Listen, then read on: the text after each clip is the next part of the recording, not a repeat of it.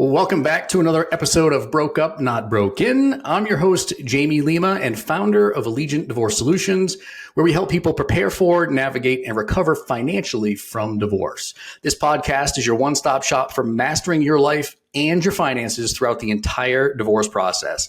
In today's episode, we're going to be speaking with Dr. Dean Sunseri and HollyKem Sunseri, co-authors of A Roadmap to the Soul, a practical guide to love, compassion, and inner peace. They are seasoned experts in guiding individuals, couples, and families towards healing and purpose. They've been married since 1991, and their dynamic partnership blends over 3 decades of experience in helping people overcome past trauma, break free from self-destructive patterns, and discover a deeper, more meaningful life.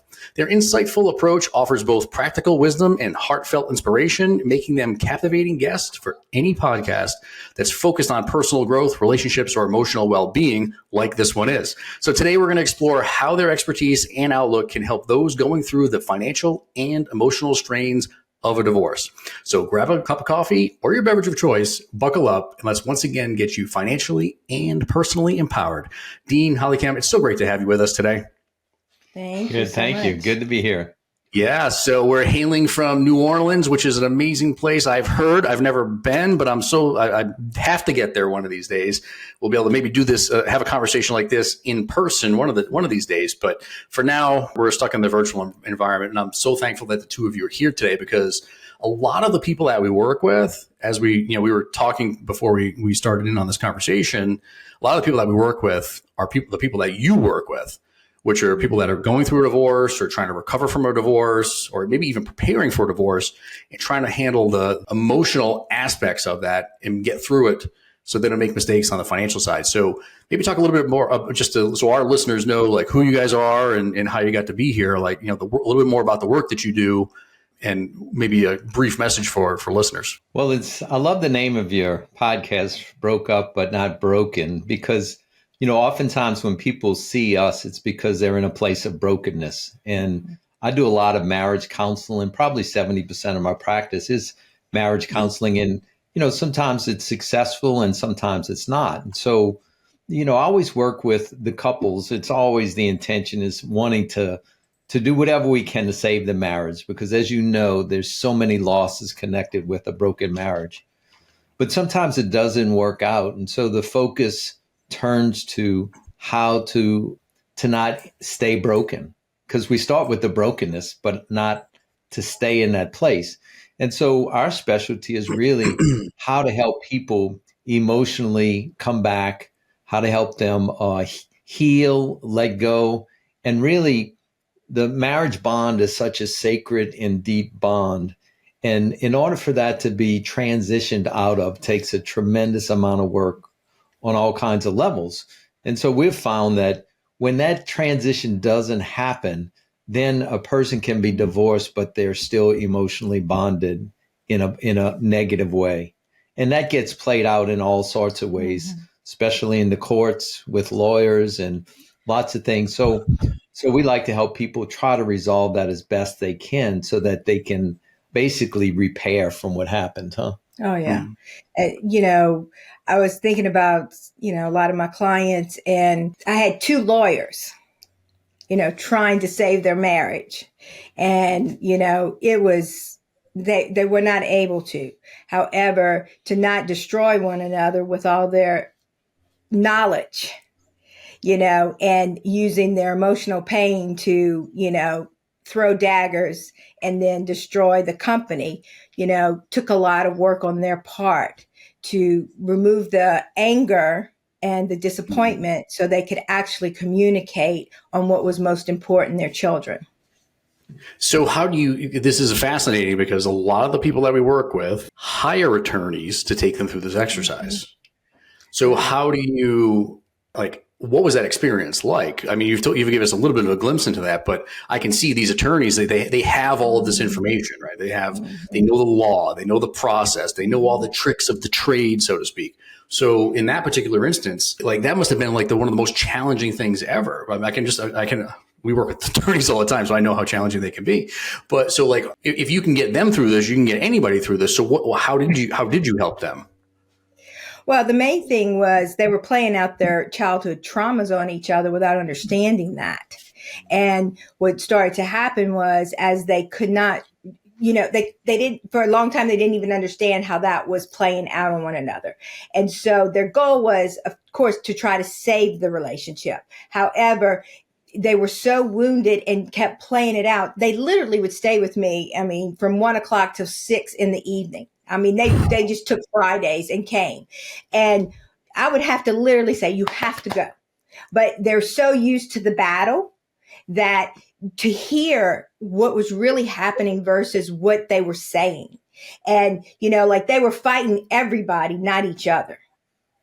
That each other became the enemy, but they really were not each other's enemy, because they really did love one another. And being able to divorce in love is the way I teach people to do it. If you can't divorce in love, you're still married on many levels. And then you want to punish one another, and which they do with money and they do with children. Yeah. And so in that process is, if I married you in love, there was love somewhere. So to divorce you with a loving heart and to allow you to be let go, and for us to look at what we brought together, the blessings, and how do we want to handle that and allow that to be separated so everybody involved becomes important. Because if we have children, we're in a relationship for life, unless one of us is going to give up the children. And I don't have many clients that are willing to do that. Yeah. So this is pretty incredible. And I think some of it, Dean, you had mentioned just in my first question there about that emotional bond that people have with one another, especially, and I'm just going to say this, right? In the experience where there's one person wants the divorce and the other one doesn't. There's, I would venture to guess there's that emotional attachment where it's like I don't want to give this up. I want to remain attached to them. So do you feel like that particular emotional feeling, I'm not a professional like you are in this space, so I don't really even know what to call it, but that behavior is what creates people to drag out the divorce process, where it's like, if I can't hurt you if I can't keep you, and I can't get you to not move on with your life, I can hurt you with your wallet. Would you agree that that's true, or am I missing the point here? I would absolutely agree with that 100%, because when there's a divorce, there's always a tremendous amount of hurt that goes on for both parties, because the one that's initiating the divorce has experienced whatever that they've wanted to separate. The other person, both people are experiencing a lot of hurt. And, hurt is a primary emotion. The secondary emotion to hurt is anger, right? So if you think about any time you've gotten angry, underneath the anger is usually fear or hurt. A car pulls out in front of you and you get angry. Well, it's because you're afraid that you could have got hurt or the child could get hurt. Someone says a negative comment to you and you get angry. Well, under the anger is the hurt of what that person said to me. So the focus often becomes, we need to work on resolving the hurt, because if we don't, then we're going to play it out in anger, and that's going to be played out for a long time. Some people say time heals all wounds. Well, there's some truth to that, but it's not necessarily the case. I know that my parents, when they got married, there's a story of my dad's grandfather and grandmother had split up and hadn't seen each other for, I think, 15 years.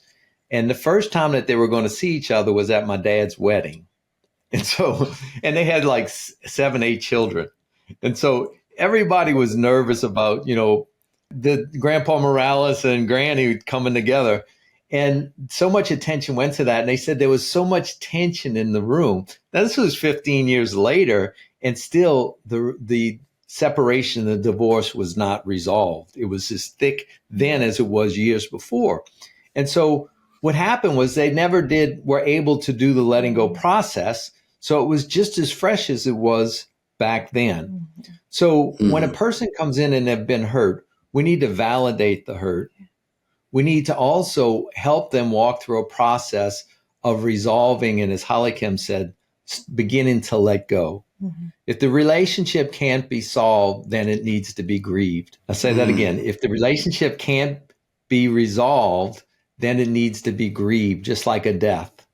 And if that doesn't happen, then we hang on And then that's when we start to play it out in so many different levels. And that's where, the financial things get dragged out, the community settlements get dragged out, the disputes about the children get dragged out. And oftentimes it's only partially about the finances and partially about the kids, but it's mostly about, I'm still hurting about what you've done to me, and I'm acting this hurt out with the anger through the attorney, through the courts, through the way I'm cooperating or not cooperating with you. And I say, well, that's only hurting yourself. And so what do we need to do to grieve this relationship? What do we need to do to help you begin to let go? And so when they begin to let go of that, then they can let go of all the other ties that keep them together. And it's incredible. This is, somewhat financially related, but definitely, psychologically related to the work that we do. And I see this happen all the time where it's like, I just want to try to again, I can only hurt you with your wallet. So I'm going to do whatever I can to drag this thing on or, rack up these attorney fees and everything else. So it's, I guess, if that's you and you're listening to this, that's not the right way to do things. Right. And I love your comment there about this being mourning the loss of the marriage. We have this conversation a lot, and I've said this in different other podcasts and other different forums, and it's the truth. So I've been a financial planner for almost 20 years, and I've worked with thousands of people at this stage of the game, and we deal with death and dying all the time, especially with the older folks that we work with. And I tell them all the time, like, if you're going through a divorce or you're going through, there's a death in the family, whatever, you're not making any financial decisions, any huge, big, financial decisions for at least another year. I'm going to hold you to that. We're not buying a house. We're not buying a car. We're not going to make all these commitments because you have to get yourself through that process. Well, I'm sure you find the same thing, and you can correct me if I'm wrong. The same issues can happen when there's a death in the family, and you start talking about the financial settlements after a death, right? Mm-hmm. And if the children do not properly grieve the death, they often start disputing about the financial settlements, and it's almost like it keeps the person alive by keeping the disputes alive. Mm-hmm. Oh, that's pretty powerful. It's pretty powerful. Mm-hmm. Thank you for sharing that. When people come to you and they've said, I'm going to say guys collectively. I know we're not a room full of men, but I'm just going to say guys collectively, if that's okay. But hey guys, we've decided we're getting a divorce, and now I have to, there was all these other things that are going through my head. Now I have to figure out the financial aspects of my life. What is the future me going to look like? How am I going to be able to survive and be able to pay my bills and those things? So how do you address the financial stress by way of the counseling that you do to help people navigate? Because people that are listening and they're going through it, they don't all have the resources, and they don't have the coaches like you in their back pocket to be able to leverage. Mm-hmm. So what would you tell them? What are some of the first steps they need to start, things they need to be thinking about or things they need to be doing to help manage some of that financial stress? Okay.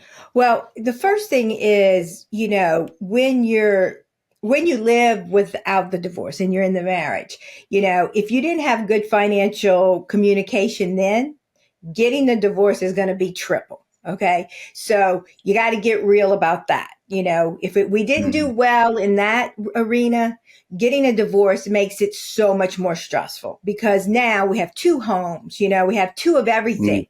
And, it's like looking at that, and my financial goals, right, have to be set aside. Because now it's about survival first and then figuring out how to make that plan. So you kind of have to erase some things in the moment. Kind of like what you were saying. We're not going to buy a house. We're not going to buy a car. We're going to stop. We're just going to stop the process in the moment. So it's kind of like that. It's like we had these goals as a married couple. And now we're not a married couple, and we didn't handle that thing very well. Or maybe we have a whole lot of money, but when we get wounded, we turn into a toddler a lot of times. And a toddler's vocabulary is mine. That's mine. That's mine. That's mine. Everything is mine. So when you go through a divorce, you're going to hear, especially in your line of work, you're going to hear, that's mine, that's mine, that's mine. Everything's mine. So you're dealing with toddlers, okay? And toddlers don't like when you tell them no. They scream and holler and throw a fit. So in that, it's like getting them, for us, is getting them to grow back up, that there's a part of them that everything is mine. And then as an adult, what really is y'all's? And how can we best take care of all of us? And that's going to look real different than the vision you had prior to making a decision to get a divorce, because you're divorcing on all levels, except for the financial responsibilities that you have, and then the communication you have from there about the children and how you're going to divide that up. Well, also tell people that there are so many losses that go with the divorce. Yes. Let's fight to try to make it work. If it can't, we'll deal with that. But as you know, there's so many losses. One of the top ones is financial. Yeah. But there's also friendship losses. There's in-law losses. There's children losses. There's all kinds of losses that begin to occur. And when these losses accumulate, then it really gets to be trouble. Yeah. A lot of trouble. I hesitate to bring this word up in our conversation because I think you guys are going to have a field day with it. but it's coming. I'm gonna. Here it comes, guy. Here it comes. I'm gonna lay this. I'm gonna throw this word out there, and then you're probably gonna shudder when I say it. But everybody we talk to thinks that they're dealing with a narcissist because that other person is acting like a toddler. What are your thoughts on that word, the use of it, the actual diagnosis of being a narcissist, and what I'm saying here? Because I feel like everybody that we talk to is like, oh, my husband's a narcissist, my wife is a narcissist, or whatever it is. And the reality is that there's other personality disorders that are at play, which is not downplaying their behavior, but they're trying to self-diagnose because they've been watching all this stuff on TikTok. Yeah, I would say I look at it a little more simplistic than narcissist. When a person is in pain, they become self-centered. When you're in emotional, if you liken it to a physical pain, if you have a really bad toothache, you become very self-centered. I'd say, would you like to go get some coffee? I don't care about coffee. I want to fix this toothache. You want to go watch TV? No, I don't care about watching TV. I don't want to do anything except get this toothache fixed. If you liken that to an emotional wound, divorce and separation from the person you've committed your life to is one of the most painful wounds you can experience. And when both people have a really bad toothache, they become self-centered. And so you may call it narcissistic, or you may call it self-centered or self-absorbed, but that's a natural thing that happens when you're in a lot of emotional pain. And so that's where the work that we do is so important, is that we have to validate the losses and we have to coach them through the healing process from the emotional pain. And when that happens, then you recover yourself. Because when we're in a lot of pain, we emotionally regress, as HollyKem said. And when we regress, we become younger. We start seeing the world from younger eyes. We start seeing things from very black and white. And we often become unreasonable. We become unreasonable. And so once we start working through the emotional pain and get validated and get some relief, then we start to become back to our adult selves. And as that happens, then we're a lot more reasonable, a lot more understanding, and we see things from a different perspective. I was going to say this. I have been divorced. I was married at 19 and got a divorce when I was 27. And in that process, it was, like some of us, he came from money and had money, which I didn't even know until, the process was going on. But that was the way that I got away from him. I said, you keep it all. I don't want anything. I want out. Right. And I just want my freedom. However, in living in that and getting a divorce was something I never wanted, because my grandparents on one side were divorced, on both sides were divorced. And then my parents were divorced, and I swore that would never happen. So hanging in there into this nightmare was, not to be like them. Right. Yeah. But as I woke up from my drug addiction and all that, it was like, okay, I got to get out of this to save myself. And it's like through that process of waking up and becoming an adult and realizing what is the most important thing.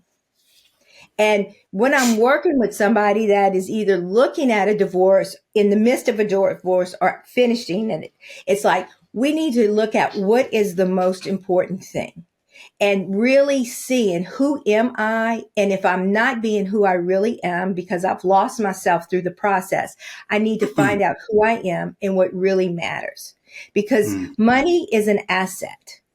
Now you can use it and hurt someone, or you can use it to bless someone. But the first thing is it's an asset. So I need to understand that there's lots of money. You can always make money. You can always do that. But if I'm going to just fight over that, all I've done is taken all the fights that were never resolved, and now we're going to make it about that. And obviously those fights didn't work because we didn't know how to fight. We didn't know how to fair fight. We didn't know how to communicate. And now we're at war, and we're just bringing it into the legal to become more in war. So we're just going to give our money away. It's like, I try to teach them why you want to give it away. You know, you want to look at that and see, okay, this is something that we have, and how do we want to separate that? And is it worth the war? Is it worth the war? It may be, it may not be, but you need to have a lot of education. So someone like you becomes very important for my clients to say, you need to understand the law. You need to understand what is and what isn't. And then you use that as your asset, not to crush the other person. Because when you crush them, you're crushing somebody that you once loved. So you're crushing yourself. And so, yeah, and you question yourself. I was just going to say, right? That's the worst part about it, is second guessing yourself as you're going through this exercise. But this is a huge point here, where it's like you've got to figure out which hill you want to die on. Right. In the court of law, because it could eventually get there. And I'm a certified mediator. I do a ton of mediation cases. We mediate in all 50 states. Have yet to mediate in Louisiana, but I'm a little afraid, to be honest, because your French laws and all of your weird laws are a little bit weird there. But for the most part, we divorce, and let's just say we mediate in 49 states. But that's the thing we see all happen all the time in mediation, is like one person wants one thing, the other person wants the other thing. And it's like, can we try to get through this and everybody gets what they want? And there's never a win-win in divorce. It's definitely a lose-lose proposition. How do we make sure each side loses less, and they can walk away with this stuff, from this divorce with their head held high? But man, like I've seen situations where we're spending $5,000, $10,000, $20,000 to fight over a $2,000 item. Yeah, exactly, when you could buy it. Yeah. You know, it's interesting when a couple comes, or an individual's getting a divorce, I say we need to do two things that are very important. One is that you have to own your responsibility to the demise of the relationship. Mm-hmm. So we're going to walk through a process to help you identify what was your part that contributed to the relationship not working. The second part is that you need to recognize the truth of how devastated you are and the hurt that you have. And we're going to lay that down on the altar and ask it to be removed. Now, as you clear that out, then the material stuff becomes a lot easier to clear out. When you don't clear that out, then it makes it very, very difficult to resolve any of the material things. So there's a direct parallel to the work that you do internally and what gets played out externally. If a person comes to us and we don't do our job, or they don't cooperate, then they get to go to you and they get to mediate this, and it goes on and it makes your job a lot harder. You make money, but it's miserable for everyone. Yeah. Yeah. I mean, we definitely make some money off of it. And the beauty, the devastating part of, but the beauty of our job from a selfish perspective is that we're going to be gainfully employed for the foreseeable future, because 50% of marriages end in divorce, and there's a lot of people out there that need our help. From our perspective, we're like, we just want to try to help as many people as we possibly can, which is why this podcast exists, why our Facebook group exists, like all these resources we try to put out there for free to help as many people as we possibly can. So I appreciate your perspective on the work we do as well. So one of the things that comes up in a lot of these conversations, and I find this specifically with a lot of the, the divorce coaches and the mental health professionals and folks like yourselves that work with, clients like ours, is the concept of resiliency. And it's very hard to remain resilient when you're in the center of the divorce tornado. So, because you have all these decisions you have to make, the financial, the kids, what am I doing with the house? Can I keep the house? What am I going to do? And you're trying to focus on work and your own self-care and all these things. We could do a whole show on my divorce, and you guys would be like, what the heck happened to this guy? Like, I was dealing with health issues and everything else from my divorce. And it was a disaster. How do you remain resilient when you're in the center of that tornado? First, to acknowledge that you're not, that you're emotionally a mess, and honoring the pain that you're in. Because it's like, if my foot is bleeding and I ignore it and I ignore it and I ignore it, I could lose my foot. So in the sense that I am a mess, I am devastated. I am wanting to fight like a 3-year-old. I am wanting to beat up like a teenager and a bully, and really owning that and really starting to love myself in this ugliness, in a safety of a coach, a therapist, whatever it is, and really emotionally emoting all that ugliness so I could start to hear my thoughts and hear what I want to do. So then I become strong and say, no, that's not who I really am. That this is who I really am. And this is what I really want and what I care about. But when you ignore that and I pretend it's not there, then all of a sudden I become that. Right. And then it becomes very ugly and very painful and very stressful. It's a real simple adage that we use, is that if it's not talked out, it's going to be acted out. And that goes for a divorce, that goes for any loss that we have. If we don't talk it out, we're going to act it out in some manner. And I mean, I remember a 10-year-old boy that I had, that his parents brought him to me. His parents were split up. His dad had a girlfriend, and he was getting behavior reports every day in school, about to get expelled. And his mom wanted him to stay in the school. And she said, can you help him? And so I saw him a few times, and I knew he was upset about his parents split up. And so I knew he wasn't going to be mad at his mom or his dad, but his dad had a girlfriend. So I said, what did you think of your dad's girlfriend? He says, I hate her. I said, you do? He's like 8 years old. Yeah, he says, I want to kill her. I said, you want to kill her? Yeah. I said, go up on the board and show me what you want to do. And so he's drawing heads and swords and blood and all kinds of stuff. And I'm coaching him. I'm like, and what else you want to do? And he worked it out. And then he sat on the sofa, and it's the only time he did. He started to cry, and he said, I just miss my dad. I miss my dad. I said, I know you do. I know you do. And so 2 days later, his mom calls me and left a message, says, call me right away. And I'm like, oh my goodness, what did I do? But anyway, she said, I don't know what you're doing in counseling. I know you're not going to talk about it. Whatever you're doing, keep it up, because he's had 2 days without a behavior report. And it was such a simple lesson that whatever he needed to talk it out, what he was carrying, and when I gave him permission to talk it out, then he no longer had to act it out in his school setting. Well, it's the same thing with a couple that's going through a divorce.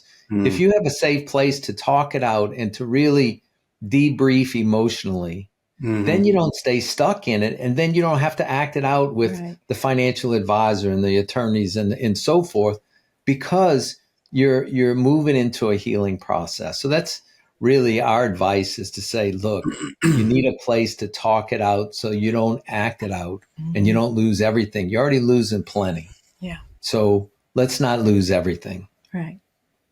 One of the things that I was thinking about as you were outlining that is, I always talk about creating team you in divorce, creating team you.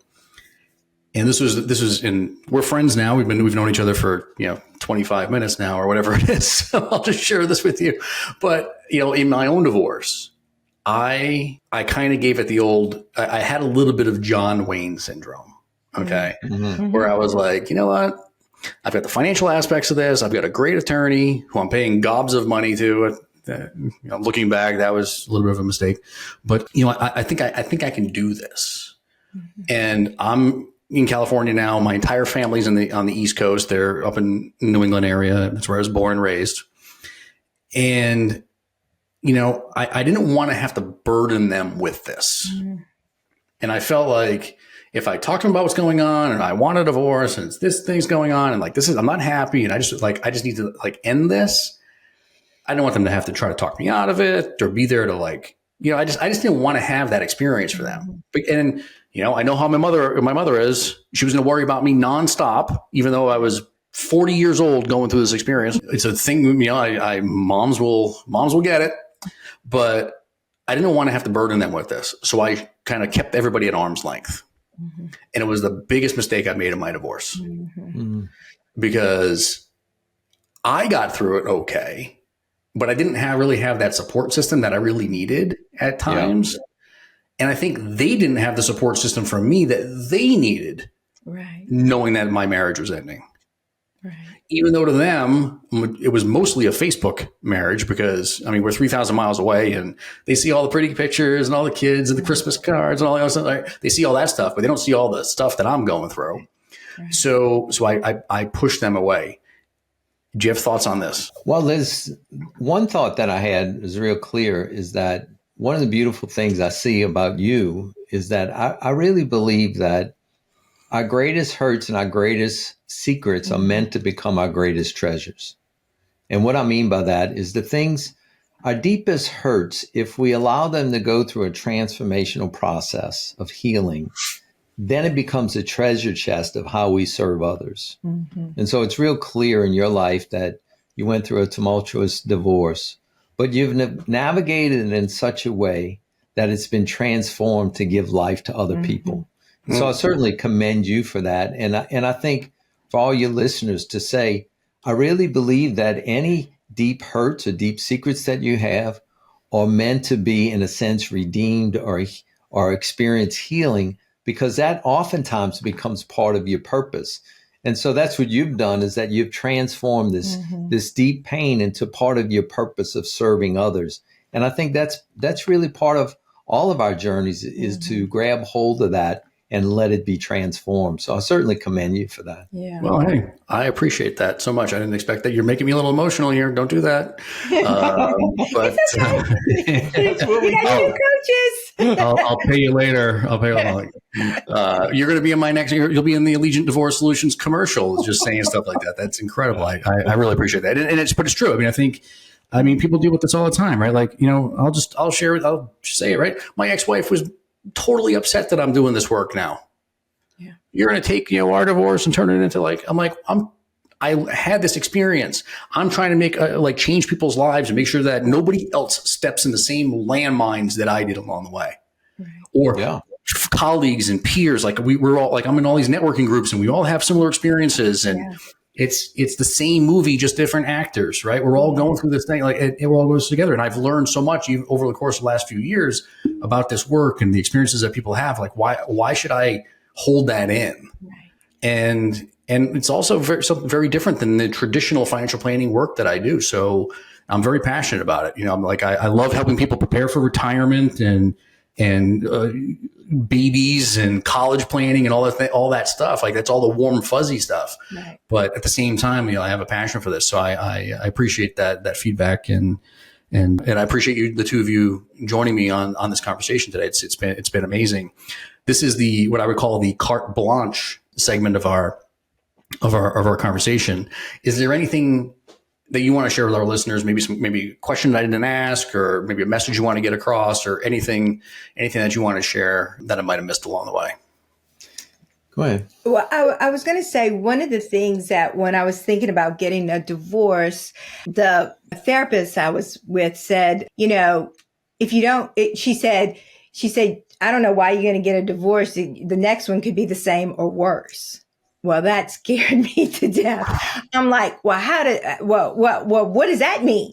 And she's like, well, if you don't do your work and figure out, what you bring into the table, then you're going to attract the same thing because you haven't healed what needed to be healed through the process of that marriage. And I said, well, let's get to work. And I've been working for 41 years. So in that, my second husband is definitely different. And this is, we're 33 years in. We have an adopted son that just got married, last weekend. So, the work does have results. Yeah. And in that, to tell someone if you're thinking about it or if you've been divorced or not. I mean, I have clients that have been married 4 times and they marry the same person. They have red hair, they've got black hair, they're rich, they're poor, but it's the same issues. And it's like, don't stop, do your work. So this one can either be saved or you don't repeat this. So, to say to the audience is that you are worth the investment to do what it is inside, to love yourself so you can communicate and you can either get through this thing with grace and mercy, or the next one will be the truth. It'll be more healthier. Yeah. Yeah. And you're worth the investment to get the help that you need, right? Like, I mean, that's why it goes back to, creating Team You that I mentioned just a little while ago. If you have to go the route of getting an attorney because you're just not going to be able to do this on your own and you need that legal support, you may have to spend some money on it.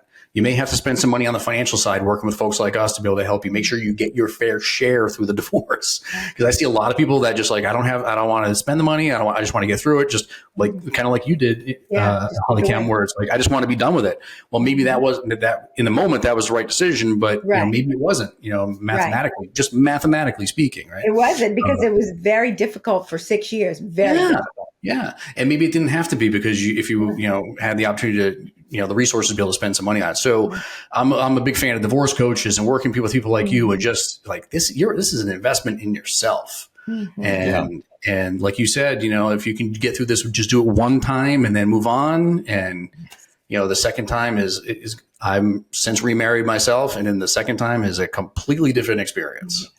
Completely different experience. Yeah. I appreciate that. So thank you so much for sharing all that you did today. It's amazing, the work that you guys are doing, and it's been a great conversation. I'm super appreciative of it. So thanks for sharing, all of your insights and helping us navigate the complex interplay of emotional and the financial issues that we see in divorce. For our listeners, how can they get in touch with the two of you if they can learn more about the work that you do and maybe get some help from the two of you? Yeah, well, the best way is to go to our website. It's ihaveavoice.com. And on there, we have our book. Our book is A Roadmap to the Soul, which is really is a process, a tangible process of bringing you through the emotional recovery from a major hurt like divorce. And we also have, if you're really interested in getting intensive, we have a 40-day intensive coaching program. 4 months. Yes. I said 4 days. Yeah, 4-month coaching program called Transform You. And we do 2 coaching calls a week, and it's got a whole curriculum. So that's also on our website, ihaveavoice.com. You can find information about Transform You. But also we have free videos on our YouTube channel. About 300. Yeah, about 300 on a variety of topics. So you could avail yourself to all those videos. Yes. Yeah. Awesome. Yeah, we'll make sure we have all the links in our show notes for everybody to get access to. So if you're driving and you're not in a spot where you can jot this information down, don't worry. We'll make sure you have a link. No problem. It'll be in the show notes as soon as we air. But if you're for us at Allegiant Divorce Solutions, if you're dealing with the complexities of divorce and might need some guidance there, you can visit our website at allegiantds.com for additional resources and, of course, to book a call with us to get some expert advice pertaining to the financial aspects of the divorce. Don't forget to subscribe to our podcast for more enriching discussions. And until next time, stay empowered and informed as you navigate life's challenges. We'll see you again soon.